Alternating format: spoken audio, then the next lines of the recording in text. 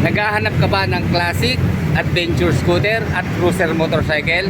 Meron lahat yan dito sa Motorstar. Ito na ang Motorstar, pangmasang motorsiklo. Maayos na serbisyo, kilala sa lugar nyo. Asahan ang performance, asahan ang kalidad. Handa itong maglingkod sa wala pang motorsiklo. Punta na sa Motorstar, malapit sa lugar nyo. Magagandang motorsiklo, kilala sa lugar nyo. Asahan ang performance, asahan ang quality. Handa itong maglingkod sa wala pang motorsiklo. Eto na ang Motorstar.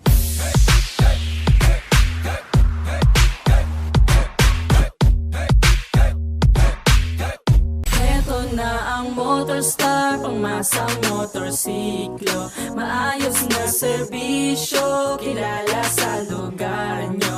Asahan ang performance, asahan ang kalidad. Handa itong maglingkod sa wala pang motorsiklo. Punta na sa Motorstar, malapit sa lugar nyo. Magagandang motorsiklo, kilala sa lugar nyo. Okay mga ka-riders, eto na po yung tatlong tinutukoy ko na motorsiklo. Magkakaibang kategorya po yan. Umpisahan po natin dito po sa Motorstar Easy Ride 125 na FI. Bali, ito po yung classic scooter na sinasabi ko. Legend ang kanya pong name. At isunod naman po natin yung kanila pong adventure scooter na na-review na natin last month. Ito pong Motorstar ADP 175 na FI na rin po. Mas maganda pala ang kulay white, di ba? Pero alam ko meron hong tigdagatlong kulay na available sa kanila, pero mamaya na natin pag-usapan ng kulay. At may iwanan natin itong si Motorstar Cafe 150. At kung cruiser bike naman po ang inyong hanap, ito po ang available sa Motorstar. Ang maganda naman po dito, lahat po yan very affordable ang kanilang mga presyo. Okay, sa kaka-canvas natin at pagre-review ng motorsiklo, napuna ko po itong tatlong may murang presyo. Unahin po natin sa cash price po ng Motorstar Cafe 150. Update ko na rin po kayo as of January 24, 2025. Ang cash price po ng Motorstar Cafe 150 ay nasa 60,000 pesos. Mapapansin nyo, mura lang siya, di ba? Kasi card type pa rin po ang kanyang fuel supply system. ADB 175 na FI, hindi ho nababago ang kanyang presyo. 87,000 ang kanyang cash price. At dito naman tayo kay Legend na 125 FI. Nasa 63,000 naman po ang kanyang cash price. Clarify ko lang mga riders, hindi ho natin sila pinagtabi-tabi para pagsabong-sabungin o bigyan ng comparison. Nilagay ko lang po sila dito sa harap para may magpipilian po kayo kung alin po ang shoot sa inyong budget. Okay, tuloy na tayo mga riders. Bali, na-review na po natin itong Motorstar Cafe siguro mga last 4 months ago. So tatlong kulay po ang available sa kanya. Meron po siyang matte black, meron pong orange at saka green. Okay, para may idea po kayo kung ano yung itsura ng matte black, ito po siya. Ay available sila ngayon dito naka-display. Ayan, di ba? Ang basic niya, di ba? Okay nga pala, ang available na units po rito. Kompleto naman po, kaya lang may order siguro yung wala pa. Ayan, sa kanila mga tarpaulin yung mga available na units. Kaya meron po sila Explorer 200, Explorer 250 version 2 at saka yung Cafe 400. Ayan, wala lang pong display pero once na order po kayo, available naman po. Then meron po itong Easy Ride 150CL na FI at isang Motorstar 150Q na FI din. Ito yung isang kulay na na-review natin sa Los Baños, itong Sky Blue na Legend Motorstar Easy Ride 125. And then tatlong kulay din po ang available dito sa Motorstar ADB 175. Ito nga pong white, meron din siyang black at saka yung gray. At tatlo rin po dito sa Motorstar Easy Ride na Legend. Ito nga pong gloss black, and then yung sky blue, at meron din po silang cream white. Nagustuhan ko po dito sa Motorstar Motorcycles, mababa ang presyo niya pero hindi siya tinipid sa specs. Kita nyo naman sa kanyang lighting system, pare-pareho silang naka-LED na. Unahin natin dito sa classic na Legend. Ayan, full LED po na mayroong DRL sa palibot ng kanyang headlight. Projector lang po ang ginamit. Hanggang sa kanya pong turn signals na maganda ang pwesto. All LED rin po. At dito naman po sa ADB 175, projector lamp din po. Naka-split type na po ang kanyang headlight. Ang angas, full LED. Then DRL niya, ito sa gitna. Pareho halos sila ng pwesto ng turning signals dito po sa ADB 175. Pa-vertical din po yung kanyang position na full LED rin po ang ginamit. At dito naman po sa cruiser bike na 150 Cafe, expect mo dapat bulb bar siya, di ba? Pero makikita nyo naman po, projector lang po yung kanyang headlight. Almost the same po sila ng Legend 125. Ayan, may DRL din siya sa palibot. And then dito, bullet type yung style ng kanyang turning signals. Pero mukhang LED rin po ang ginamit. Okay, chinek natin mabuti. Ayan, kita nyo naman yung mga diode niya, di ba? Kaya LED rin po dito sa kanyang taillight stoplight hanggang sa turning signals. Ayan, LED po siya mga ka-riders. Tinitignan ko kung may bulb pero wala po kung makitang bulb. And then, siyempre, dito po sa taillights ng ADB 175, of course, full LED po yan.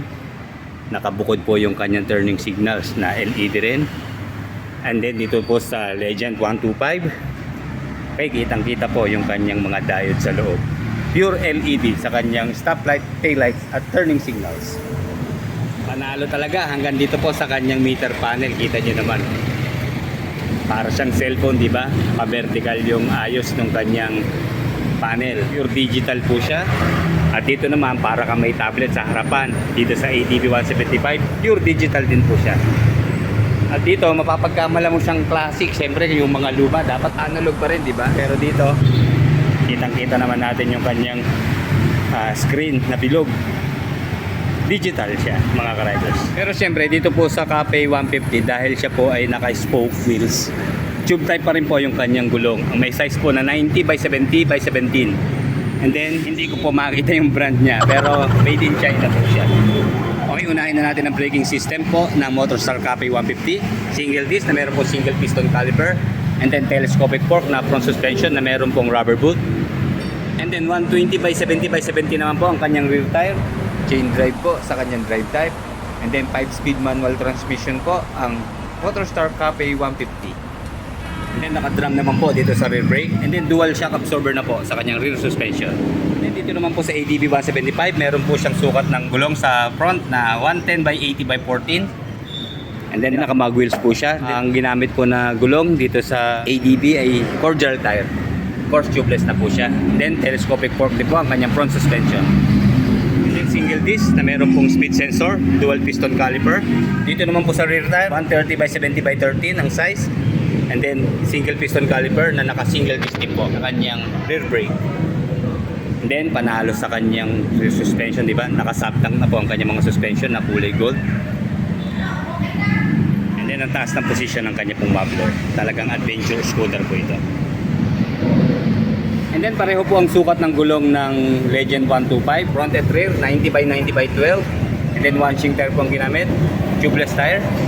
Single disc na meron pong single piston caliper at telescopic fork na front suspension. And then gumamit naman po ng drum dito sa kanyang rear brake at single-sided shock naman po sa kanyang rear suspension.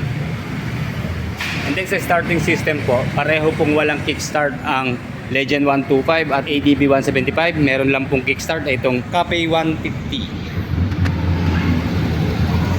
And then maganda po ang muffler ng Legend 125. Meron siyang protection na metal na heat guard. Ayan, stainless pa po siya. Mas din naman ng muffler nitong 150 na Cafe. Bullet type din po yung kanyang shape. Mas lamang nga lang po itong dalawang automatic scooter sa kanilang mga accessories. Kita nyo naman meron na siyang built-in top box bracket. Aluminum. Ganun din po dito sa Legend 125. Meron na rin siyang top box bracket. At meron po siyang libreng mating. Ayan. Ayan, pwede nyo tanggalin kung gusto nyo ng makintab ang dating niya. Pero mas maganda ito may protection syempre. Para hindi magasgasan. Bali meron po itong mahabang windshield eh. Hindi nga lang po adjustable. Pero okay lang dahil mahaba na naman siya eh. Halos magkakapareho po sila ng engine. Sa displacement lang po nagkaiba. Pare-pareho po silang naka 4-stroke, single cylinder, 2-valve, air-cooled sa kanilang cooling system. And then sa fuel supply system naman po, ang Legend at ang ADB ay pareho na pong naka fuel injected.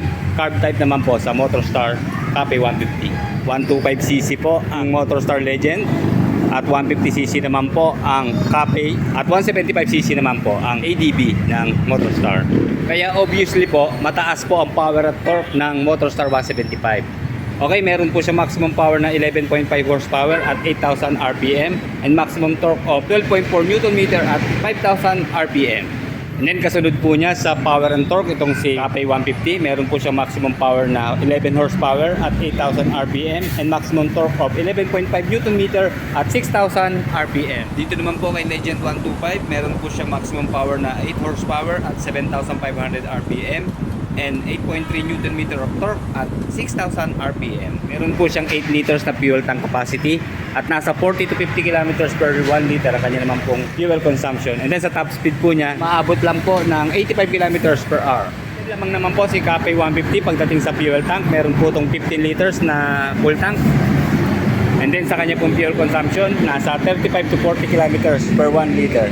Dahil carb type pa nga po siya, medyo hindi po siya ganun katipid. Ano po? Sa top speed po niya, may napanood po tayong review sa YouTube na paabot po ng 113 to 115 kilometers per hour. Tama-tama po ito para dun sa mga hindi binayaan po ng height dahil magaan lang po siya at mababa lang po ang kanyang seat height. Unahin po natin dito sa Easy Ride 125. Meron po siyang ground clearance na 130mm, 760mm na seat height. Tumitimbang lang po siya ng 95 kilos. And then tumitimbang naman po ng 120 kilos ang Capay 150 sa net weight. Meron po siyang 140mm na ground clearance at 750mm naman po na seat height. So abot na abot niya po ito. Kita niyo naman ang baba lang niya. At ito po ang medyo mataas. Siyempre dahil ito po ay adventure scooter, expect na natin na may kataasan po siya. And then siya po ang pinakamabigat dito sa tatlo. Meron po siyang timbang na 130 kilos. And then sa kanya pong ground clearance nasa 130mm at 770mm naman po ang kanyang seat height. Okay, malilimutan pa natin. Meron po itong 10.2 liters na fuel tank capacity. And then sa kanya pong fuel consumption nasa 30 to 35 kilometers per 1 liter at meron po siyang 100 kilometers per hour na top speed. Para po dun sa hindi pa nakakapanood ng review po ng Motorstar 175, ito naman po ang kanyang underseat storage. Mababaw lang po siya pero mahaba. Kaya marami pa rin tayong mailalagay. Hindi lang talaga pwede po ang helmet dito. Lagay na tayo ng top box. And then dito naman sa Easy Ride 125, kay sarado tong isa eh. So check nyo lang po yung kanyang underseat storage. Ayan, malaki din siya pero hindi pa rin po fit dito ang full face helmet. Kasukatan na po natin to eh. Siguro mga half face lang. Okay lang dahil meron din siyang top box bracket. Okay, as of now, ina-update pa po yung kanilang down payment, monthly installment sa installment basis. Kaya kung may mga katanungan po kayo, i-message nyo po ang Motorstar Santa Cruz para ma-update din po kayo at malaman po natin yung kanilang monthly installment. Okay, like, comment, and subscribe sa ating channel. Maraming salamat po. Punta na sa Motorstar, malapit sa lugar nyo. Magagandang motorsiklo, kilala sa lugar nyo. Asahan